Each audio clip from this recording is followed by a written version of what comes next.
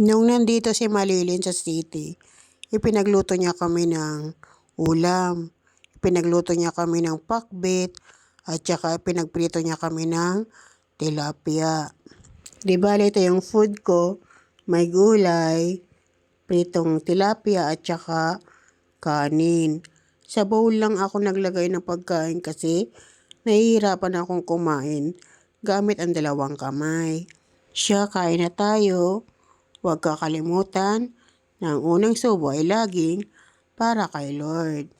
At ang rest ng pagkain ay enjoyin. Thank you po Lord sa pag-provide ng food. At thank you Malilin sa pagluto ng masarap na ulam. I love you palagi. Siya, tuloy na natin ating pagkain. Ano na? Record. Record. Okay.